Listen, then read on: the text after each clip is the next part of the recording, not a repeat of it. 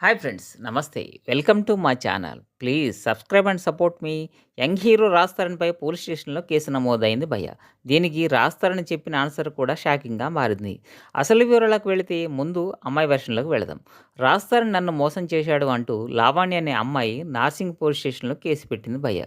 ఆమెకు రాజ్ తరుణ్‌కు 2012 నుంచి రిలేషన్‌షిప్ ఉందట. కానీ ఇప్పుడు తనను వదిలేసి తనతో 'తిరగబడరా స్వామి' అనే సినిమాలో నటిస్తున్న హీరోయిన్‌తో రిలేషన్‌షిప్ కొనసాగిస్తున్నాడట. ఇది అడిగితే నన్ను బెదిరించి తిట్టాడు అని, అలాగే నాకు సంబంధం లేని కేసులో కూడా నన్ను ఇరికించాడని, దానివల్ల తాను 43 రోజులు జైల్‌లో ఉన్నట్టు చెప్పుకొచ్చింది. కానీ ఈ విషయం మీద రాజ్ తరుణ్ వాదన మరోలా ఉంది. రాజ్ తరుణ్ మాట్లాడుతూ, నేను షార్ట్ ఫిల్మ్స్ చేసే టైంలో ఆమెతో పరిచయం ఏర్పడింది. ఆమె మొదట్లో నాకు సాయం కూడా చేసింది. ఇది వాస్తవం. మేము 2014 నుంచి 2017 వరకు కలిసి ఉన్నాం. ఆ తర్వాత తన అలవాట్లు చూసి తనని పక్కన పెట్టా. కానీ ఆమె మా ఇంట్లోనే ఉండేది. ఆఖరికి ఆమె డ్రగ్స్ తీసుకోవడం కూడా మొదలుపెట్టింది.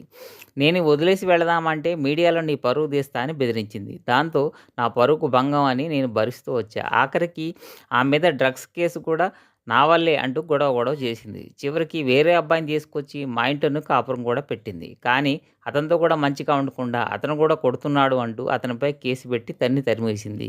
దాంతో ఈ గోల నాకెందుకురా బాబు అని నేను ఇంటి నుంచి బయటకు వచ్చేసా. ఆఖరికి మా నాన్నను కూడా బ్లాక్‌మెయిల్ చేసింది అని చెప్పుకొచ్చాడు.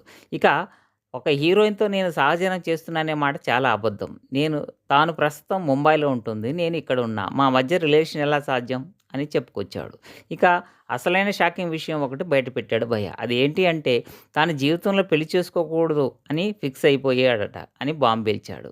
ఇక ఈ విషయం మీద ఇప్పుడు ఇండస్ట్రీలో టాక్ ఆఫ్ ది టౌన్ నడుస్తుంది. ఇక పోలీసు విషయంకొస్తే రాజ్ తరుణ్ మీద గురువారం ఫిర్యాదు అందిందని, దర్యాప్తు చేస్తున్నామని, తగిన ఆధారాలు లభిస్తే చట్ట ప్రకారం చర్యలు తీసుకుంటామని చెప్పారు. అంతేకాకుండా ఆమె మీద గతంలో డ్రగ్స్ కేసు ఉందని, జైలుకి వెళ్ళిందని కూడా నిజం చెప్పారు. ఇక ఇంకో ట్విస్ట్ ఏంటంటే, రాజ్ తరుణ్ ఇప్పటికీ ఆమె ఇంట్లోనే ఉంటుందట. ఇక నిప్పు లేనిదే పొగ రాదు గదా!